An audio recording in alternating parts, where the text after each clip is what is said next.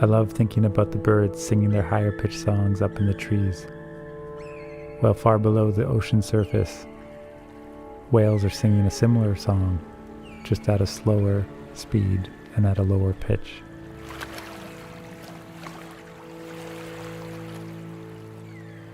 One part of me is amazed by this connection, while the other just thinks, of course they're connected. Everything in nature is connected.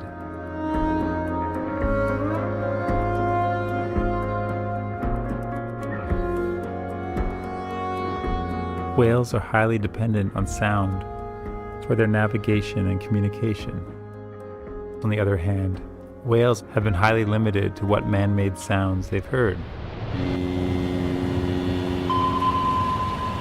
The insatiable human demands for stuff endlessly shipped across the ocean surface collide with their need to breathe, filling the oceans with noise and plastic waste. Ubiquitous plastic trash confused for food.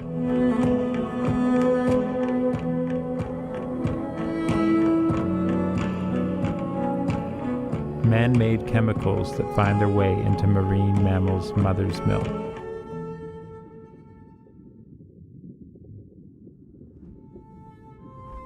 I think it's safe to say that whales rarely have the opportunity to hear man-made sounds that are beautiful. I believe that whales would be curious, excited, and interested to hear more music from us.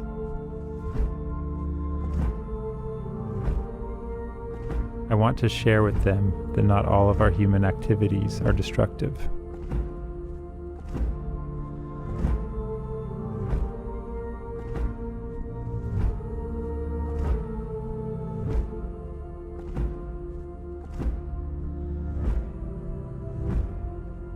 People have been trying to save the whales for decades.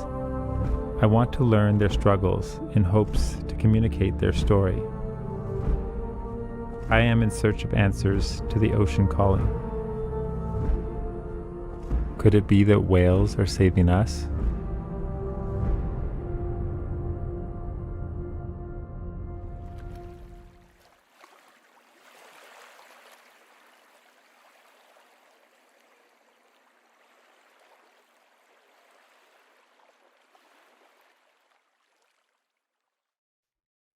So, hey, 1, 2, 3, it's the Sustainiacs. I'm Michael Vincent.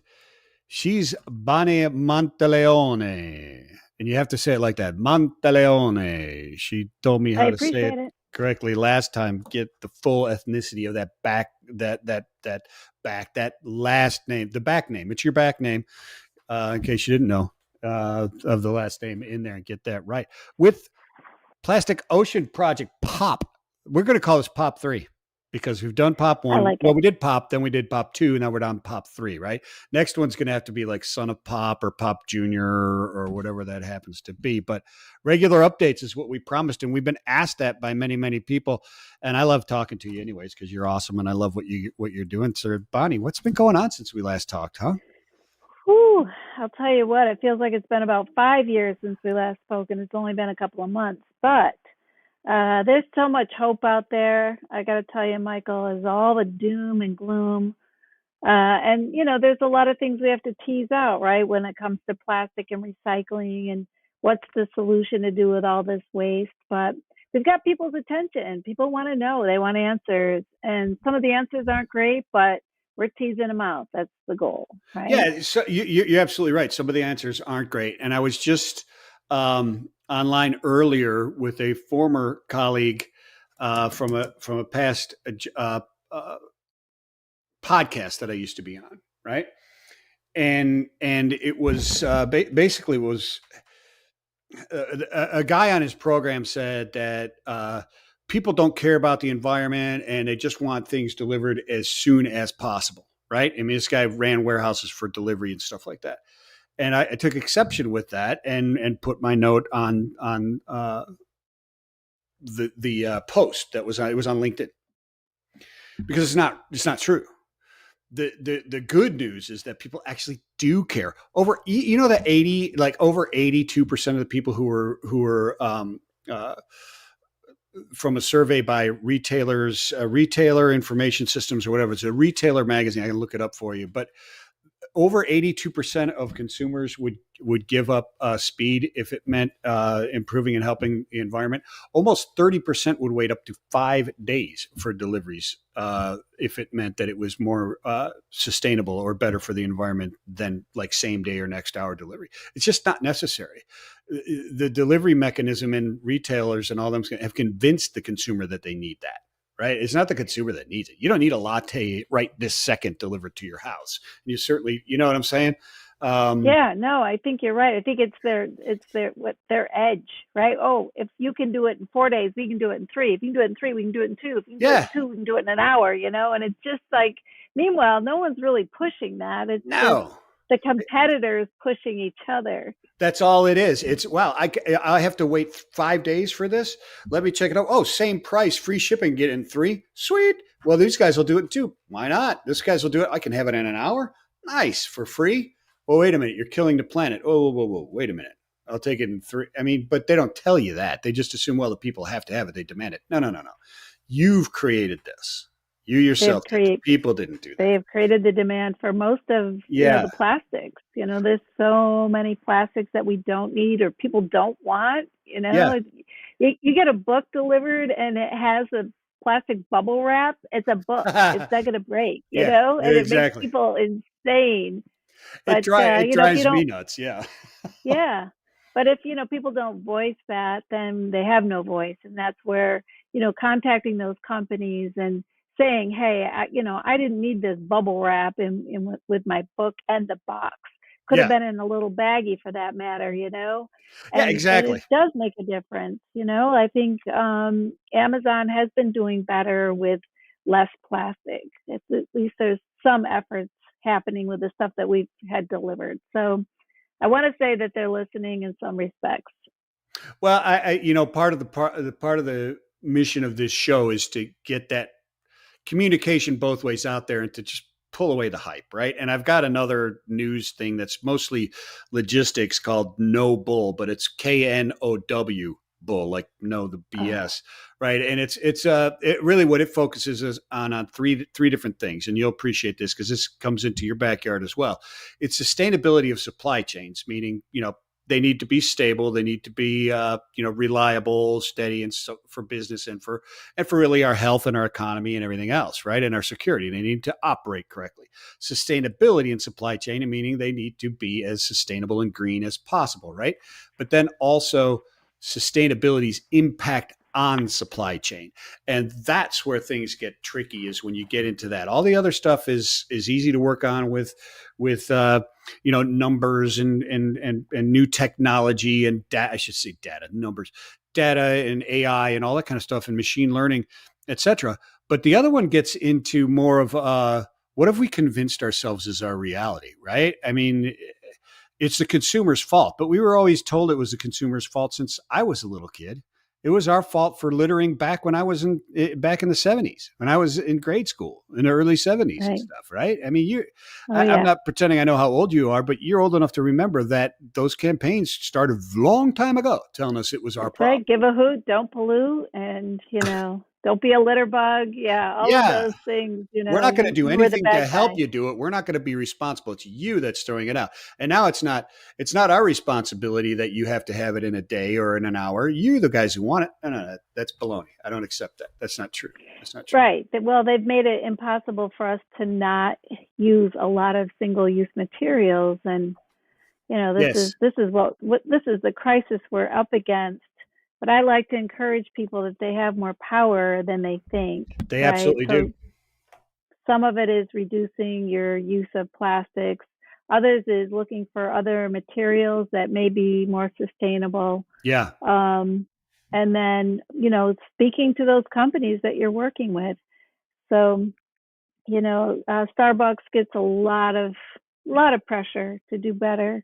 And we have been working with them somewhat. They do cleanups with us, but also they allowed us to give a presentation to their staff. And they were amazed the number of people that showed up. Yeah, they had almost 100, I think 100 people. So this is from your, what is it, Earth Friendly member? Wait, what is the?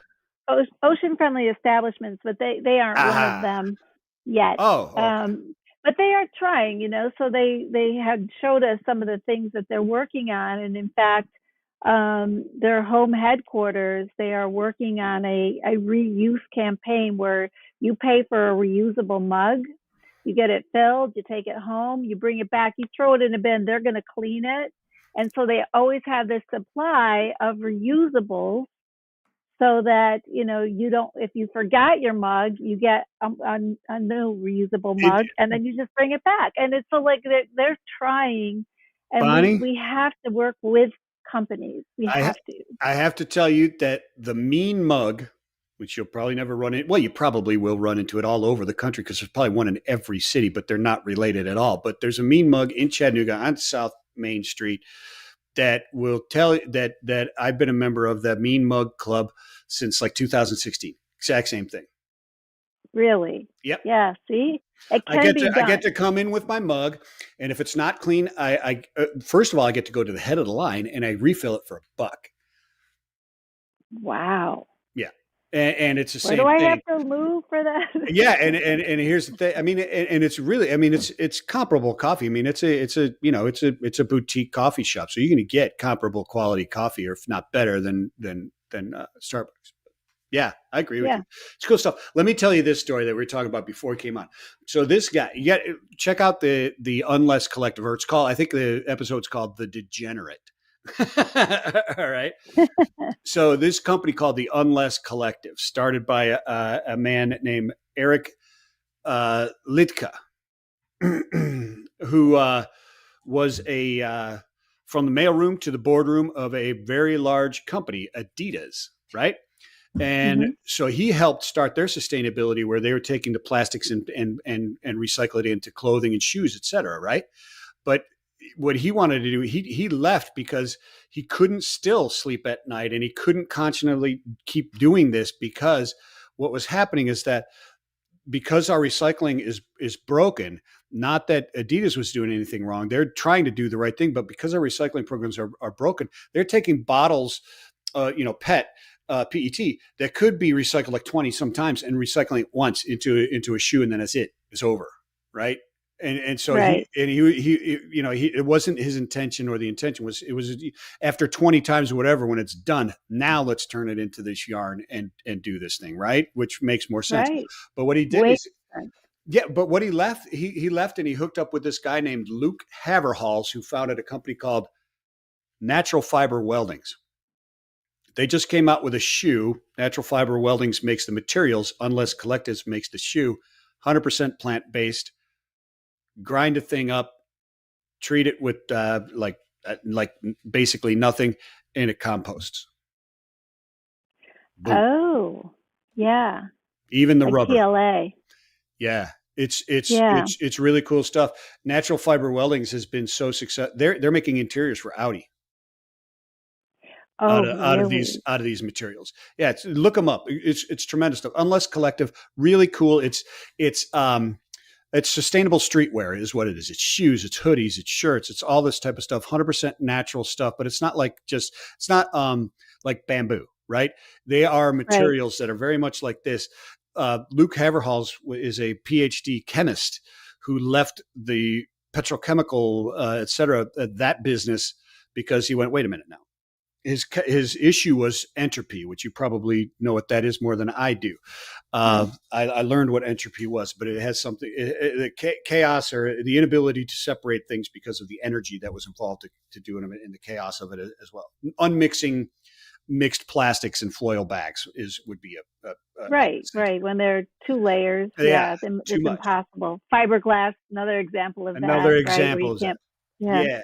So what he did was he looked to nature and said, nature is the perfect circular economy. Let me take my chemistry skills and let's put nature to work. Boom. Natural fiber. Well, I mean, it wasn't boom like instantly. It took some time to figure this stuff out, but he's got actual real materials that are as sustainable and circular as the bark on a tree. And there's companies like Audi, et cetera, and Unless Collective using this stuff, and it's growing. It's tremendous. It's tremendous stuff. And that's because there's a demand. So when Because we the say demand people is are the growing, problem, hope we're is also the there. solution. That's right. We're also the solution. We put the That's right. pressure, companies will do the right thing, but without that pressure, they're just going to do whatever's cheaper. That's right. Hey, I've got a great story for you. All right, Because right on. I've got a ninth grader who's designing biodegradable plastics in his Oh kitchen. yeah, in his Yeah, kitchen. it's so awesome. In his kitchen, and then he brings it to our lab, and then we can run a series of tests on it, right? So What? how does it degrade?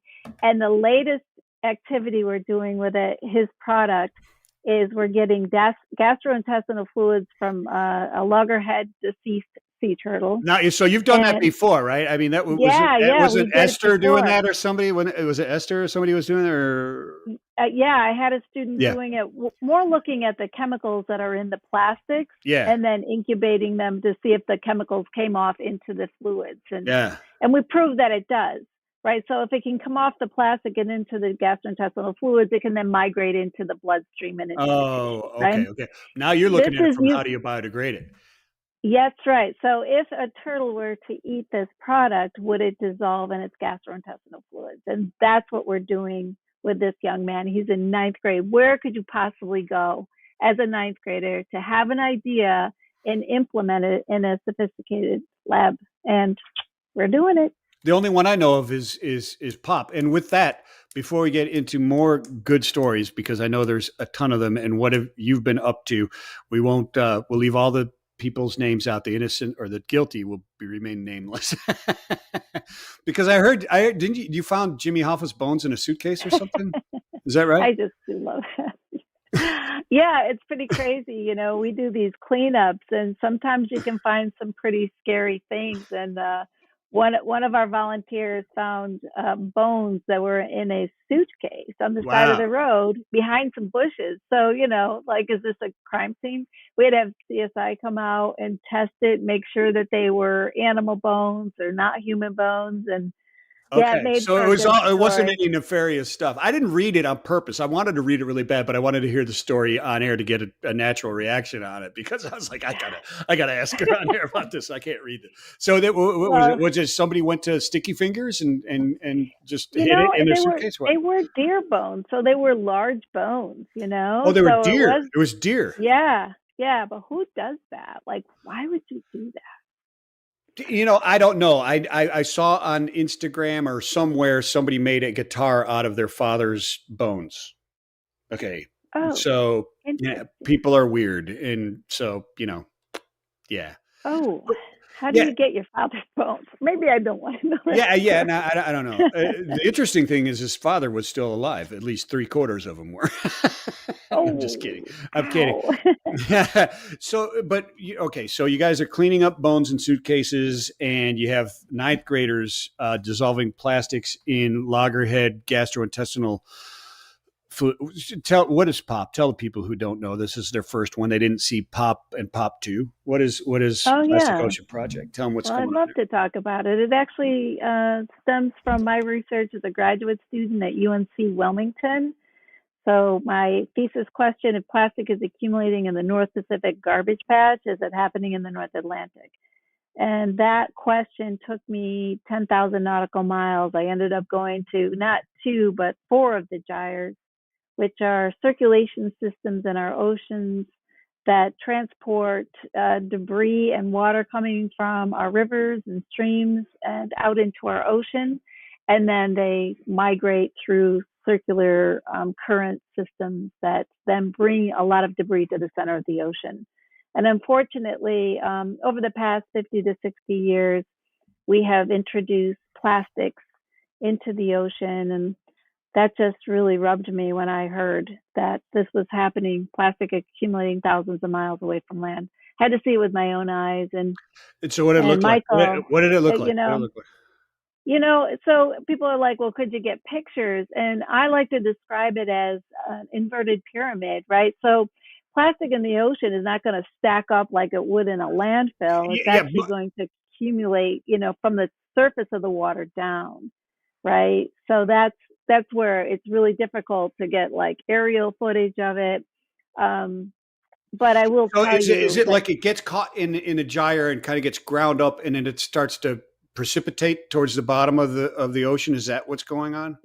Well, we're Or learning so a lot kind of because of falls out. Is that? research, right? Because so it's some really cool yo-yo effects that are happening, but Oh, wow. basically plastics don't biodegrade, right? They break up, not down. Yeah. And so they're breaking up into smaller pieces. When we say break down, you think like a banana peel is going to break down, go back into nature. Not the case with plastic. It will just continue to break up into microscopic nanoparticles.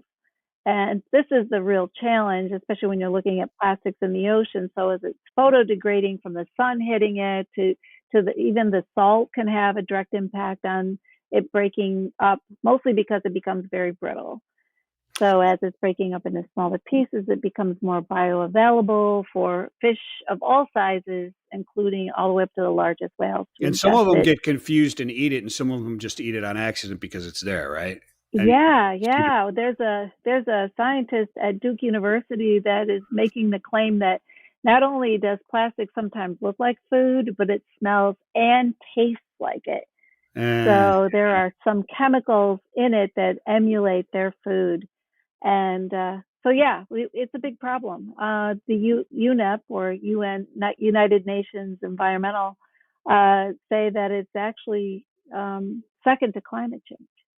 That's how yeah, big the problem is. no, it's a problem because it's killing it's killing our biodiversity, right? I mean, that's a Yeah, huge issue the other problem with it getting into the ocean and being there is that once you pull it out of there, the ability to recycle it and use it is greatly diminished because it is ocean plastic. Many people don't understand that is that recycled plastic on land, right, is yeah. far better material than after it gets into the ocean. Even though if you put ocean plastic on a product and say made with ocean plastic, you can charge a hell of a lot more. There's I had a woman right now that reached out to me. She's making scuba wear, Yeah, and her goal was to make it out of ocean plastics. can't do And I that. had to explain to her that it takes less than a week for a biofilm to form on plastics in the ocean, Mm-hmm. right? And this is another story I'd love to tell you about that. But so yeah, it's not good. We got to get it upstream. If we start collecting this Yeah, stuff upstream to repurpose, then it's not going to end up downstream in yeah, the yeah. ocean, right? She needs to concentrate on ocean bound and up. And up. That's exactly right. But a really interesting story. I have another student that was comparing biodegradable plastic bags to petro bags in freshwater as well as seawater. Oh, okay. And so, every week he would take it out of the water, he'd take it, bring it to our lab, we'd look at it under a microscope looking for any fracturing and the biofilm and such. He ended up getting an infection on his hand because bacteria populate these plastics, and because they don't break down quickly, those bacteria can then spread across the ocean much further. So bacteria that we Oh. find, yeah, not good. So that bacteria that he found on his hand, he was able to associate it with the bacteria that was on the plastic bag. That inspired him to learn about the colonization of bacteria on plastic bags, and now he's working on that project. So he's looking at the microsphere just with this one study that he started. So, So it's so just this incredible inspiration of, like people finding their path through studying plastic pollution. does that open up? Or I mean, I don't like doom and gloom either, but does that open up the possibility of some really negative, impactful cross contamination of environments that have been, that haven't been permeated before? Yeah, so I'll give you an example. We have another scientist at UNCW that was looking at fecal matter getting on plastics. And so then you've got that bacteria on those plastics that would normally, if it was just in the water, would disintegrate pretty quickly from fresh water to seawater. But Mm-hmm. because they can populate this plastic, those can then spread out across the ocean much further from fecal matter. So yeah, it's causing a whole lot of ruckus in the marine environment as well as our Wow. freshwater. So that has Just, potential to spread like E. coli and stuff like that, like great distances that normally wouldn't be there, yeah, and maybe even infect marine life that it shouldn't be that we don't. Wow. That's Yeah, when you talk about sea turtles, they estimate now that 80 to 100% of the sea turtles ingest plastic at some point. oh yeah. So then they can, I wouldn't doubt that if it's yeah, 100%. I would be shocked if there's a 20% out there that hasn't. But from what I've seen, I'm not a scientist and I don't know, but just from what I read about the length of time that plastics have been going in the ocean and what we see and how much we as humans consume, like wow. I mean, what is it? yeah, A credit card a month or something? a week, A a week? week. Yeah. See, I Yeah. knew it. I was feeling full today. So it's So it's crazy. another reason to try not to eat or drink out of it, right? It's another really good Yeah, reason. yeah. Well, I Yeah. mean, Good luck try with that. that. Yeah. Yeah. Good luck with that. I have a couple. In fact, I have a plastic right here. I'm gonna full Hmm. disclosure. I have 3 of these Ohio State plastic mugs that I got as gifts a couple few years ago, and now that I'm committed to, and I'm now. You don't know. Since last we talked, I'm now president and CEO of OPT USA. Oh, congratulations. Yeah, so So we are bringing our first fully automated plastic recycling container over.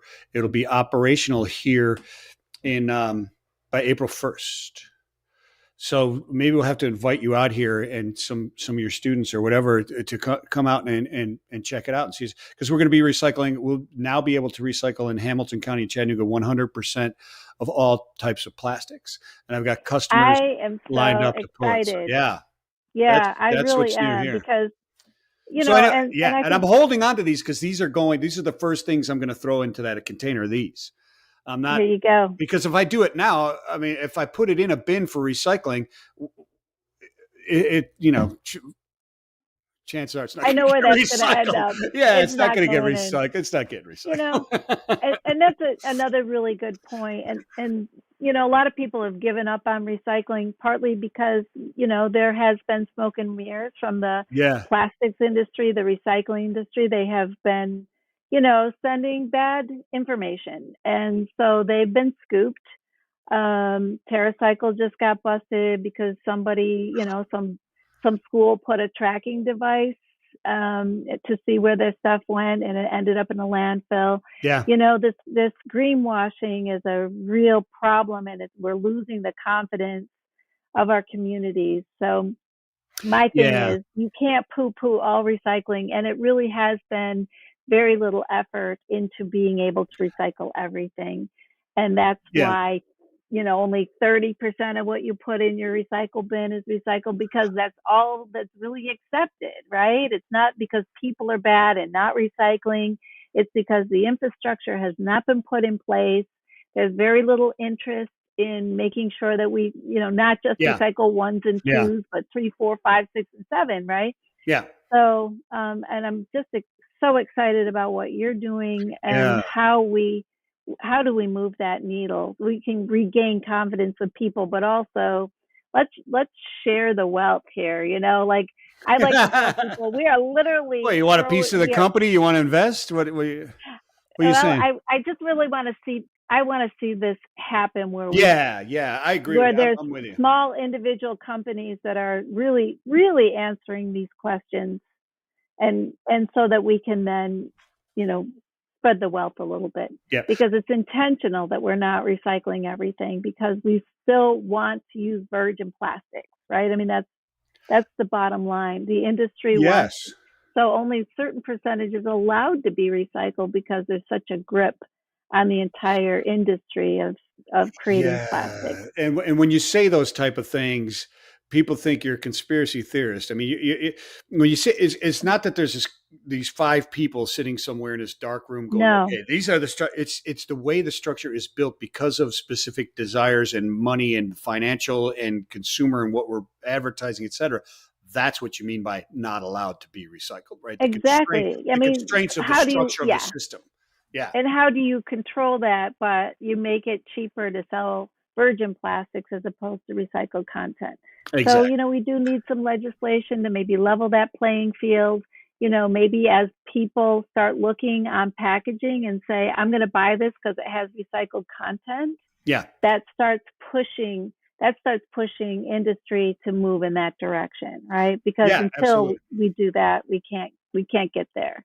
Yeah, one of the other exciting things that I saw today about, as far as hope, we're talking about hope here, right? I mean, this wasn't planned, folks, but it is there. It's hope, and there is lots, and that's why I keep driving. And I've been driving for 4.5 years with everybody telling me, nope, nope, you're silly, you're stupid, nope, nope, nope. And finally, we got a yes, and we're moving forward. And soon I'll be announcing who these people are. They're very cool. I'll tell you off air. But what was I going to say? So Gen Zers and the 18 to 24 year olds, and then the different categories of people who are now, how important are shared values, ESG values, in the company of which you're seeking a job or offered a job? And it's enormous. Almost 33% of Gen Zers now, and actually from 18 up to 35, because it's not just Gen Zers. So are refused jobs that they would otherwise accept. They were completely acceptable jobs, but they refused them because they didn't align with their ESG values. That's How awesome. about that? That's That's awesome. big messaging right there. It's And awesome. that forces the hand, because people need employees. I mean, we know now that there's been this shift, right? Yeah. Where young people are just saying, you know what, I'm not taking that job because I'm going to get paid $10 an hour, which is not even a living wage.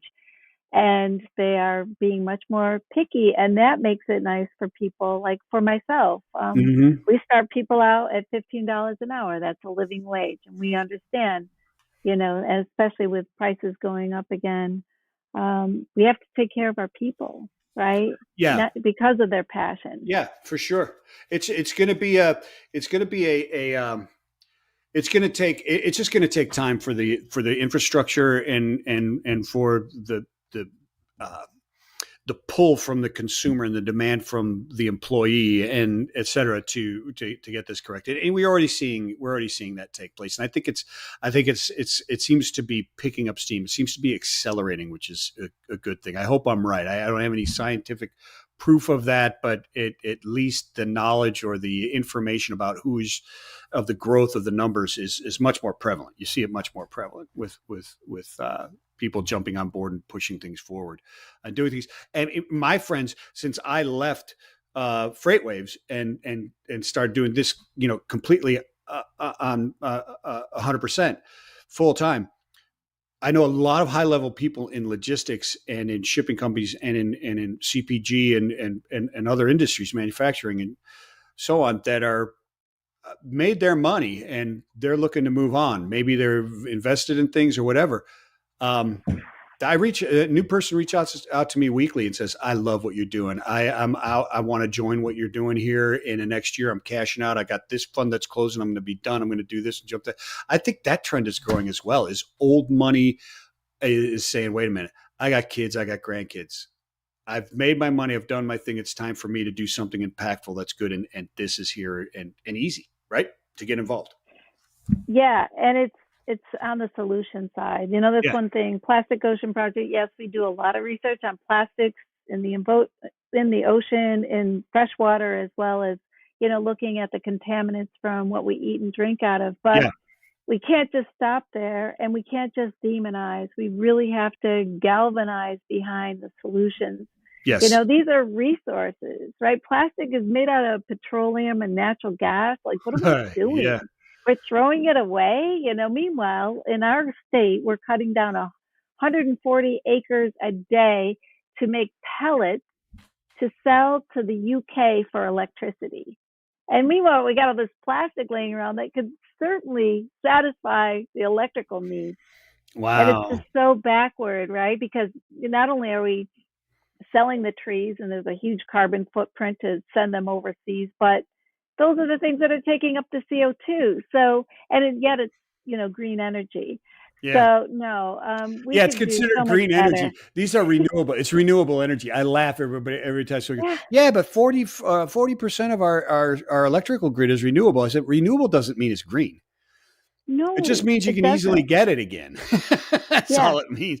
I mean, technically, petroleum is, but exactly. Technically, petroleum is renewable.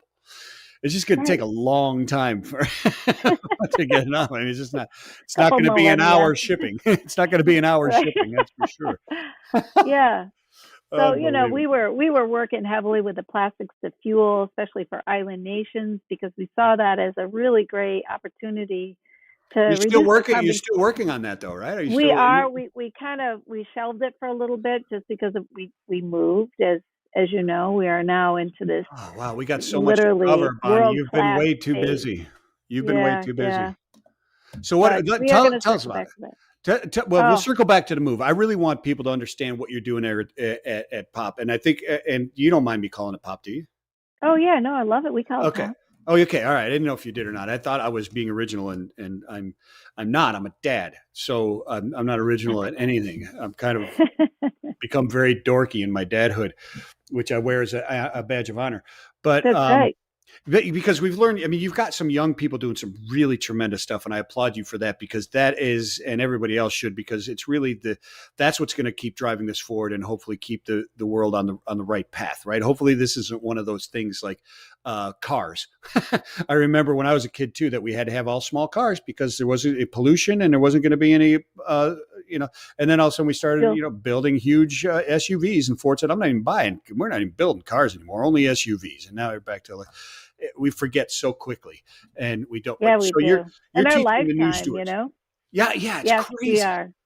But you're teaching the new stewards, and you're bringing that forward. You got young people, but like you just said, you're also doing research into fuels and stuff like that. What are the other things that POP stands for and gets people? How people get involved? Do they have to be an 18-year-old or a ninth grade, genius in their kitchen, making biodegradable plastics, or can they be just a normal schmuck like me and get involved somehow? Oh, absolutely. We have people of all ages that are helping out locally as well as internationally. I did want to mention our ocean friendly establishments. These are businesses, not just restaurants, because we're all contributing to this plastic problem. We can all do a little better. We can reduce waste, and then it doesn't even have to be plastic as long as you're composting. But there are so many ways that businesses can be doing better. So we have, I think, over 250 businesses around the country now. I think we also have one in the Bahamas that are committed to reducing their use of any kind of plastics or waste in general. So that's a really great way for us to engage people. So when they sign up, there is an application process, and then once they get approval, we send them a plaque, and that plaque was designed by a local artist.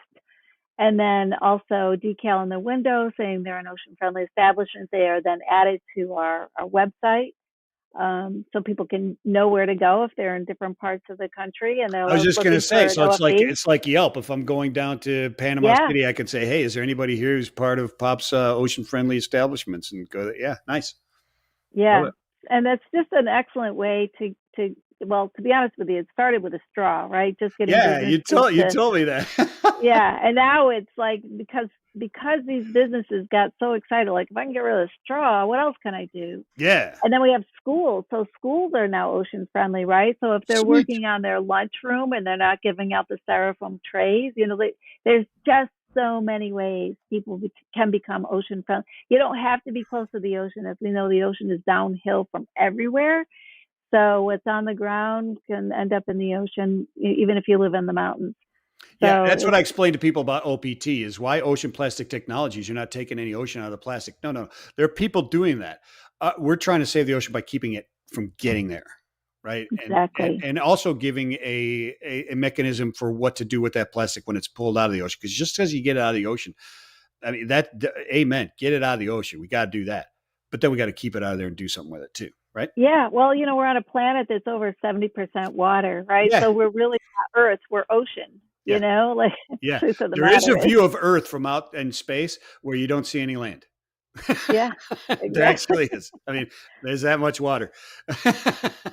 Exactly. The Pacific is ridiculous. It's ridiculously enormous. So, Yeah. so So yeah, let's keep it out of the water. how do people get involved? Okay, so they can get involved in that type of stuff and students and stuff like that. So student research, et cetera. Is there commercial research that gets involved? Do commercial companies come in and start dealing with you and working with you guys and kind of help with these kids? How do they get involved?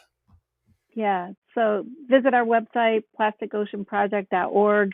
We have all kinds of opportunities, like you had mentioned, businesses. So we work directly with businesses. We also have sponsorships through business. We work with a local company that puts on races, right? So now we help them with their races, and then we help them reduce the amount of trash that they're generating. Oh, nice. We also work with some local concert facilities, right? So you have like 15,000 people show up for a concert. How can we reduce the amount of waste? Compostable cups. We are fortunate in our community, we have a commercial composter. So those cups then go directly to the landfill where we grind them up and they are then turned into soil. And we've actually tested that soil because we're looking for PFAS, PFOAs, because unfortunately, a lot of the biodegradable stuff does have these harmful chemicals in it, but we found trace amounts. So I think that industry is catching on too to reduce the amount of chemicals they're using in the compostable stuff, getting out ahead of it. So at least that's what we witnessed when we tested our compost from our local landfill. Awesome. So these are great educational opportunities, getting people in their community to get a commercial compost. That 60% of what ends up in the landfill is food waste, right? I mean, this is stuff Oh, that yeah. should Yeah. never end up in the landfill. It should definitely go into the compost to renourish our soil. But for so long, we've just been relying on dumping everything in the landfill. Hey, So I worked in the prison system, all right, for Aramark Foods. And the first thing that we did when we took over the kitchens, and what we did is we food service and stuff like that. We ran the kitchens in prisons. It's pretty high security prisons as well. But the very first thing that we did was get with the local farming community, and our food waste went to feed to slop the hogs, basically. yes, yeah, that's it. That's circular. That's There the you go. circularity, There you because go. then they are going to poop it out and they're going to make That's it. soil. You know what I mean? Like so we could just be a whole lot smarter when it comes to what we do with what we're done with. You know, Same with the technology, the phones, and everything else. So Yeah. we're getting there. We're You guys, getting there. you guys also do a lot of artistic type of stuff that I would put out there as well. I love some of the artwork that you guys are doing, and you have the films that you were doing. What last time we were talking? It was before the. I think it was before the. What was it? If the ocean could talk, right? Very good. Yes. Series. Yeah, we have a documentary short that it just serves as a long trailer for If the Ocean Could Talk. And that made it into 7 film festivals. We're just now wrapping that up. So we're now going to go on tour with the short film to really promote getting funding to finish the real film, which is If the Ocean Could Talk. A voice for the North Atlantic, because we never talk about the North Atlantic having a plastic problem. No. It's always the And Great Pacific Ocean, or the Great Pacific Plastic Patch or Island, or whatever you want to call it. Yeah. yeah, and the real sad side of that is that it gives us this false sense of security that the problem is over there. It's Asia's fault. They're Yeah. they're Yeah. destroying the ocean. Meanwhile, we've been sending quote unquote recyclables to 11 different countries on the Pacific, and they don't have the infrastructure to take the stuff that's not recyclable, which, as we know, is mostly the films and just the trash, right? Mm-hmm. So this documentary is to bring it home. We have our own plastic problem that's happening on the continental rim of the North Atlantic. And though we have better infrastructure here, it's still happening. And because there's incredible biodiversity off our coast, um, unfortunately, we're losing the North Atlantic right whale because of human impacts. So whether it Yeah. be Yeah. plastic entanglement to Is yeah, that part of the If the Ocean Could Talk, or is that a different it initiative there? is. That is? It is, yeah. So our documentary short was when we stumbled on a newborn right whale that had just washed up on a beach in North Carolina, Oh, no. and we were trying to get B-roll of whales and different species. We have 33 known cetaceans off the coast of North Carolina alone, which Wow. is unheard of. That's a ridiculous number of whales, dolphins, and porpoises, right? Yeah. And so the goal was to just get B-roll of this biodiversity, and we ended up finding this North Atlantic right whale, which is the most endangered whale in the world. Wow. So we really, took us a day to find it because it was in a very, very remote place on an uninhabited island. But when we found it, I kneeled next to him. It was a male. And I just really felt like the ocean was talking to me. And what it was saying is, this is the story I want you to tell. I want you to breathe life back into this newborn right whale that was going to help promote the population or the species that now won't be able to. Yeah. And if Right. we don't do something in our lifetime, we're going to lose that species. There's no doubt about it. So Wow. that number whale was number 356. We're now down to 336. And What? that's in just 2 years. Oh, So, that's awful. But so why is this particular whale um endangered and not, and I mean maybe the others are as well, but why is this one so in such bad shape? Is it just is it of the size or of an inkling, or it lives in a specific area where it's just more susceptible to our stupidity, or what? well, part of it was the whaling industry. So why it was called the right whale, because it was the right one to kill. Because Ah. a lot of them, if you killed them, they'd sink. But this one would float for a while, and so it was much easier to bring it back to land. And Mm. so we decimated the population, and they were down to 250 about in 2000 or the 70s. But through conservation, we were able to bring those numbers back up to almost 500. And Wow. that's pretty good in that short period of Yeah, time. no, that's pretty nice. But what they weren't contending with was the number of lined pots. So when we talk about lobster pots and fishing pots, there's a line and a buoy, and so they run into those and get entangled. In fact, that's the number one reason why we're losing them. So it's because of our consumption that we're Really? losing them. And Lined then the other, pots. yeah, lined Wow. pots. And then the other is ship strikes. So we didn't used to have so many ships in the ocean, but now there's just so many that between the noise and the shipping lanes, we're literally running them over.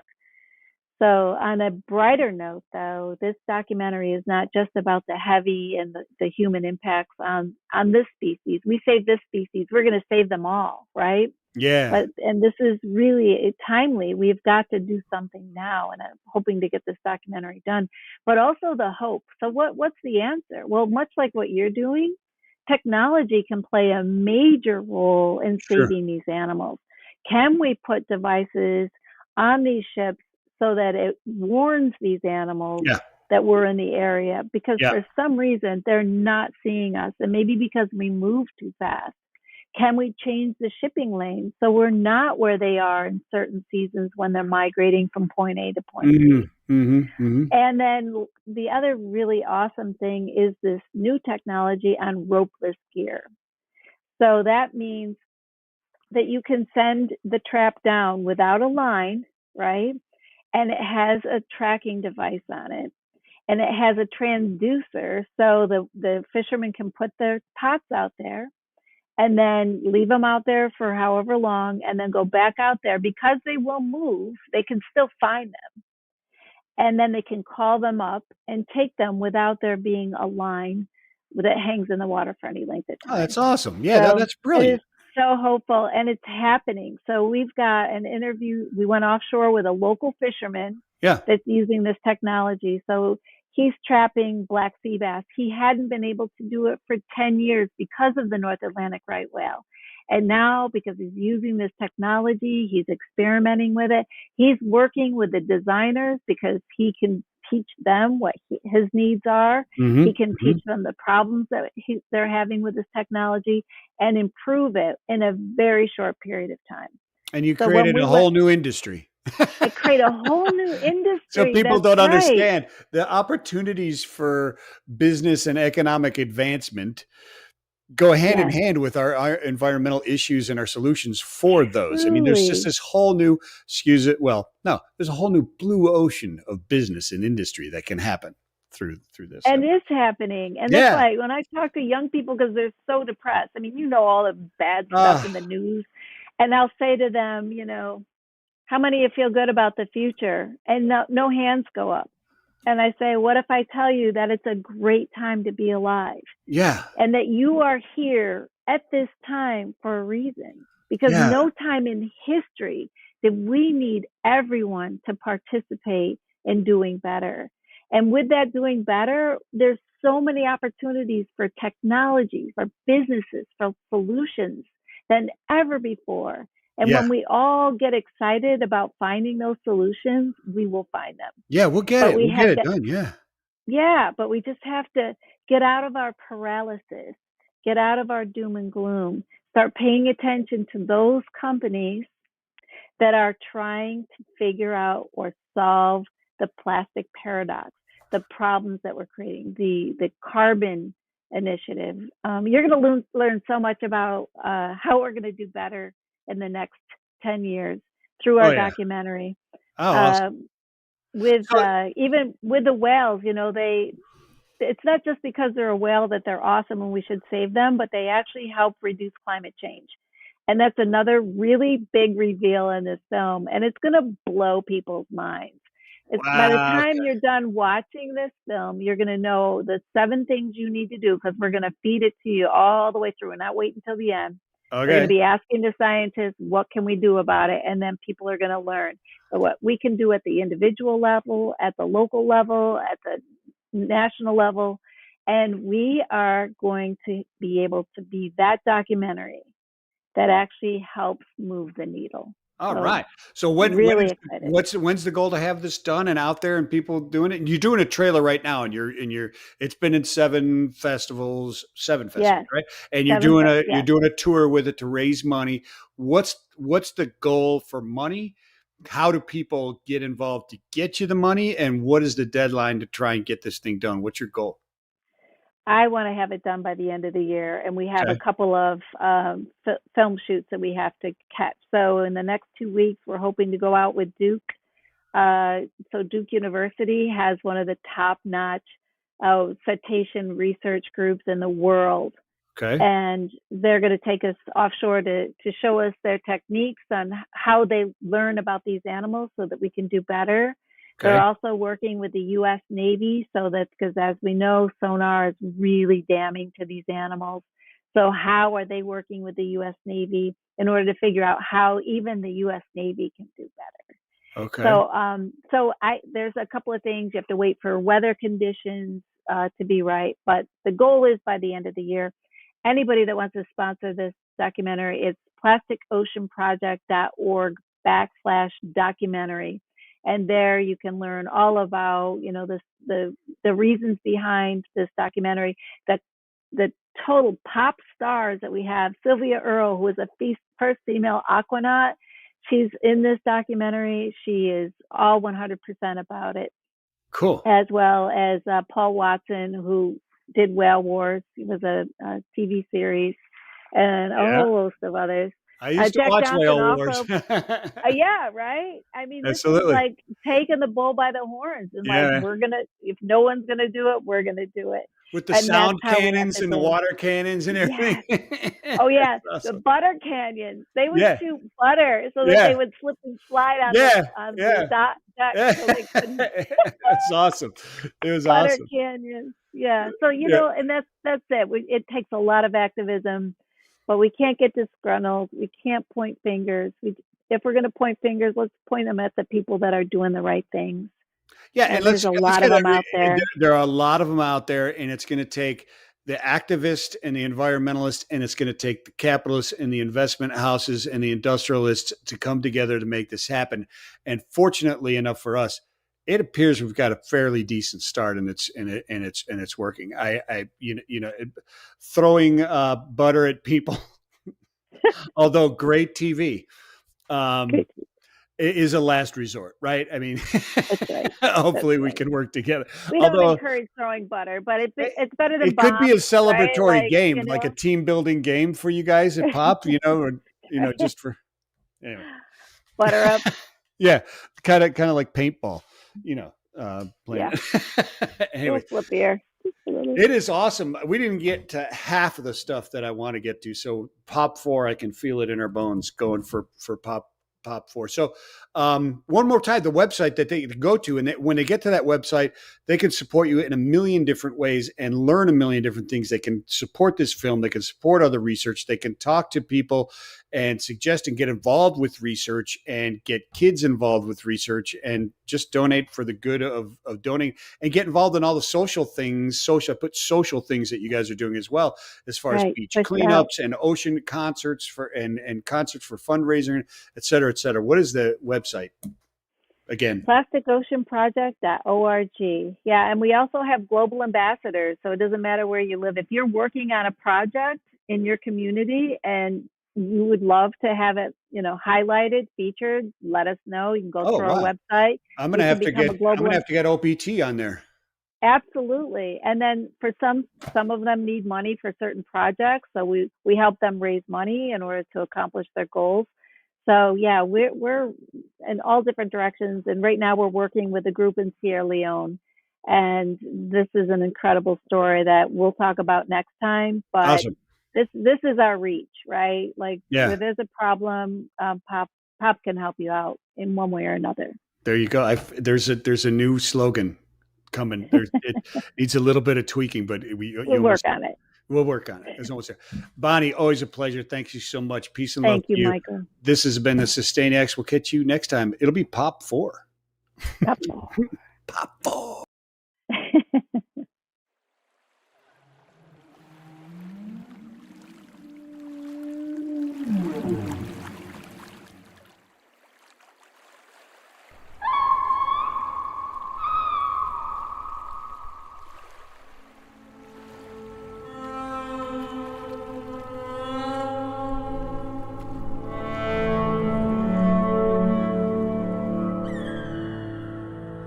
I love thinking about the birds singing their higher pitched songs up in the trees.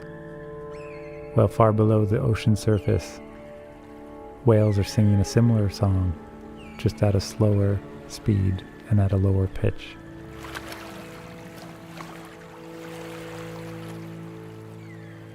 One part of me is amazed by this connection, while the other just thinks, of course they're connected. Everything in nature is connected.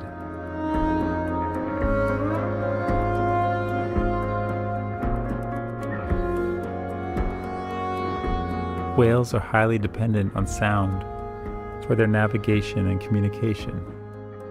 On the other hand, whales have been highly limited to what man-made sounds they've heard. The insatiable human demands for stuff endlessly shipped across the ocean surface collide with their need to breathe, filling the oceans with noise and plastic waste. Ubiquitous plastic trash confused for food.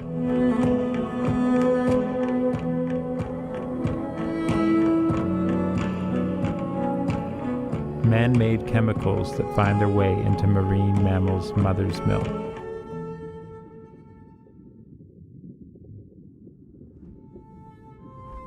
I think it's safe to say that whales rarely have the opportunity to hear man-made sounds that are beautiful. I believe that whales would be curious, excited, and interested to hear more music from us.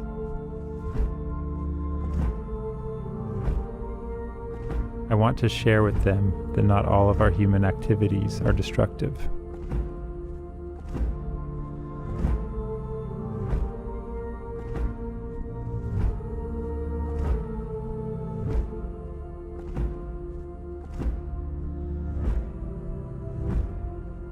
People have been trying to save the whales for decades.